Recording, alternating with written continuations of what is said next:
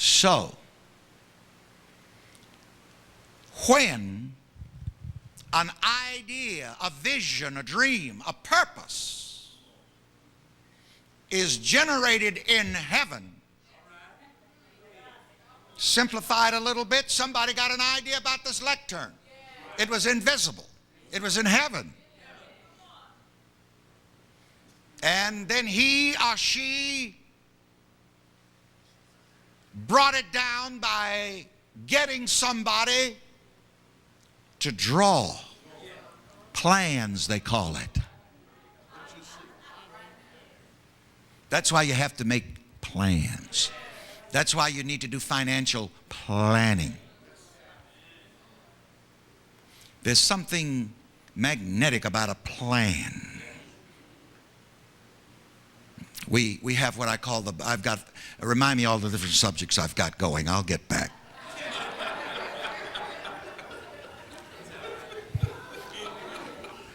You see, the Christ mind can handle many subjects all at the same time. You just have to help me, my intellect, keep up with it. At our church in New York, I have what I call the Business of Living Institute. And fortunately, we have a young man there who is a retired bank officer. Started it 20-some years ago because people started calling the church, and my mama just died. She got no insurance. Y'all got money to bury her. Little widows would come. Their husbands had died, and they didn't know anything about the business, and they would get put out of their homes. I said, this nonsense has got to stop. My people are destroyed for only one reason.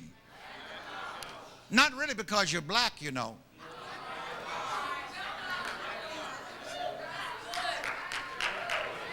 Help me remember all these things. Now, this is where I need that easel. I got to put the word knowledge up there because the two bishops have mentioned that word, and we're all mentioning this scripture.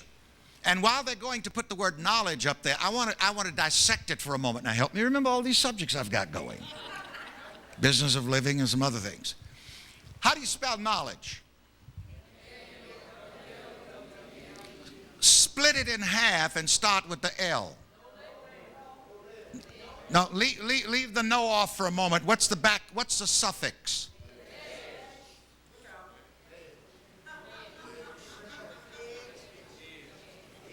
Ledge and edge. When you get knowledge, it puts you out on a ledge. It puts you on the edge. That's why a lot of people are afraid of it. They want to be comfortable. They want to hide in the crowd in the church. They want to blend in. But knowledge pushes you right out there on the edge. And you know you've got to live or die, sink or swim.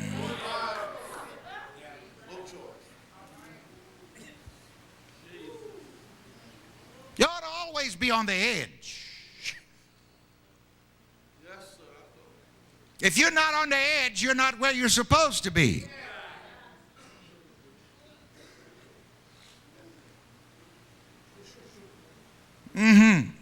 It pushes you right out there on the ledge. Oh my God. And the scribes and the Pharisees and the Sadducees say, you better come on back in here with us. You better not go over there. Now, since I'm in the South and we know a little bit about agriculture, everywhere you see a scarecrow, there is something good there.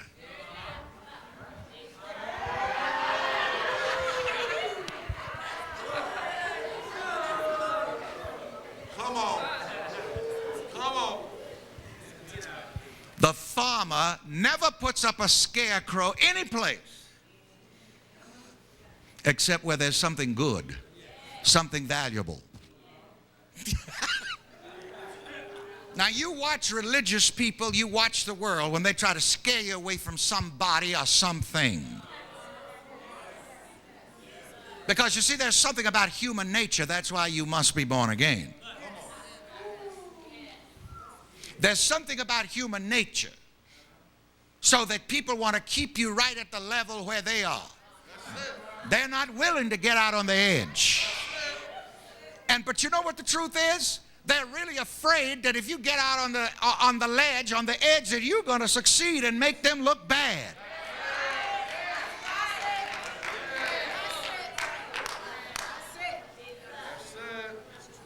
Was it Abraham, or who was it God called him? Said, Abraham, you got to get out here from your family. Oh God, how did I come up on that? See, I tell my people in New York, stop going to all these family reunions. What are you going to hear about at the family reunions? Going to tell Aunt Mary about Uncle John?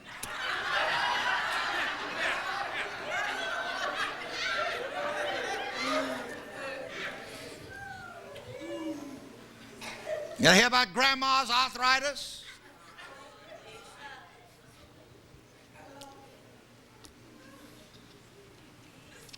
And the fuss grandpa had with the neighbors? So when I first started teaching this stuff and got way out there on the edge, I told, quit going out to all these family reunions.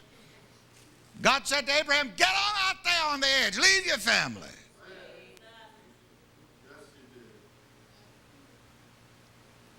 But you see, people don't want to get out on the ledge, on the edge. They want to be where, and that's another thing, you know, and this may surprise you to say this, but some people have become comfortable in their poverty.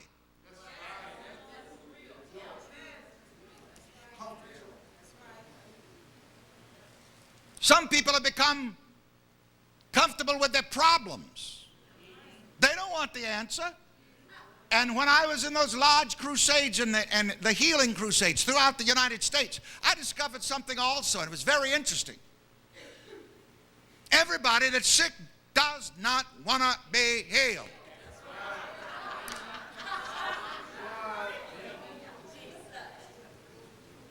And the Lord finally gave me enough discernment so I could tell, so I wouldn't mess with those folks.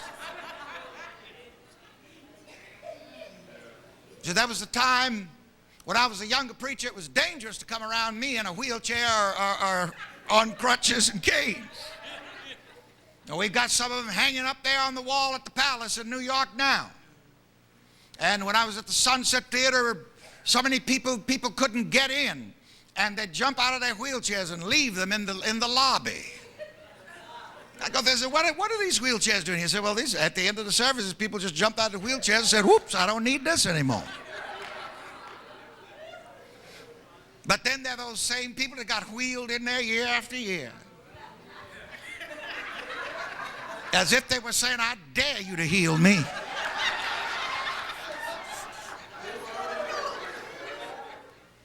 I'll tell you this one more and then remind me of the other subjects I've got going.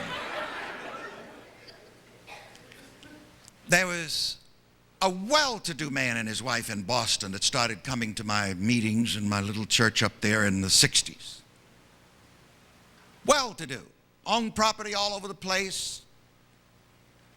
Had income from nursing homes.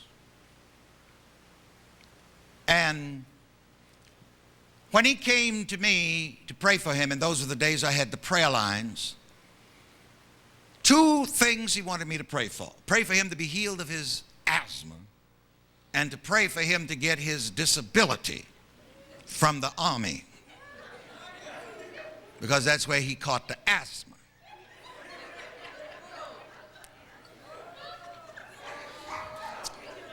And every time I had the prayer line, he was up there.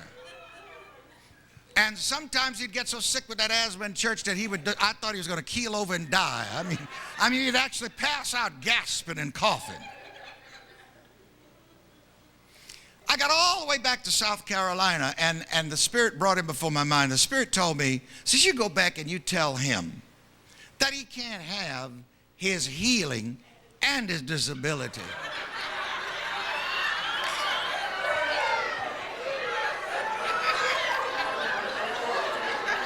Now, you see, you talk about the love of money. See, now that's a love. The man had lots of money. By now, he's probably passed on and left it. Okay. Went back to Boston. At the end of the service, I got ready to minister to the sick. They like, who got in that line but him? First one. Before I touched him, my hand drew back. I said, brother, listen. The Spirit told me to tell you something.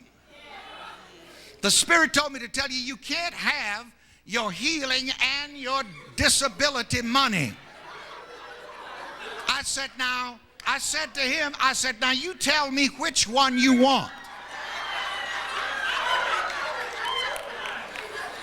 You know, people will have you praying all kinds of stupid prayers.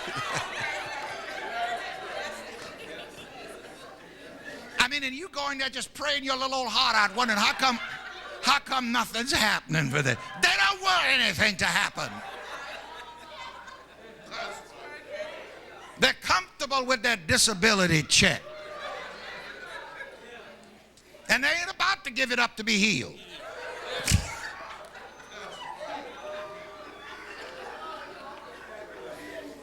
They'd have to get a job if they were healed and healthy and well.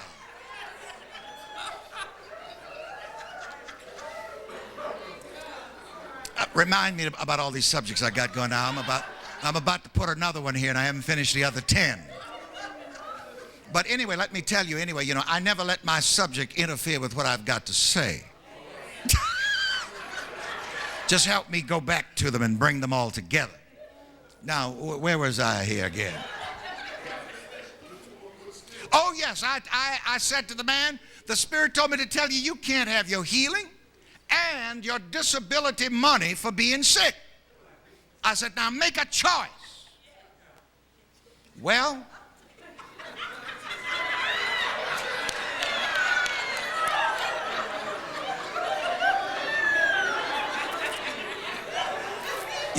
Joshua had to say to the children, choose you this day. You have the power of choice. Say that. And I'll tell you something else. Even if you make a negative choice, that's still your God power. And the law of the Lord will honor that. If you choose to be poor, it's your business. Just don't bother me. I have chosen to be rich. I've tried the other way. And honey, it's a drag. Let me hear you say, poverty is a drag. Now let's get back to this man in my prayer line. See, and he knew how to work with both me and God. See, then he tried to bribe me. Because you see, he said that the army owed him $40,000 back disability pay for this asthma. And he wanted that $40,000. Now here's a man with the latest, biggest new car parked outside. Houses all over the place. Income coming in from nursing homes. And so when I said, now you can't have the money and your healing, which one do you want? Well, he took a fit of asthma.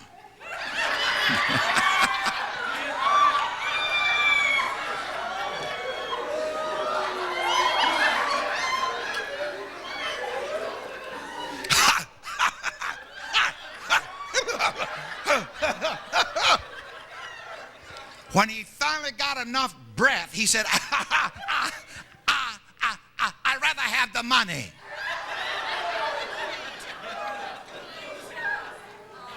And here's where he bribed me. He said, when I get that $40,000, I won't pay you my tithe. I said, okay.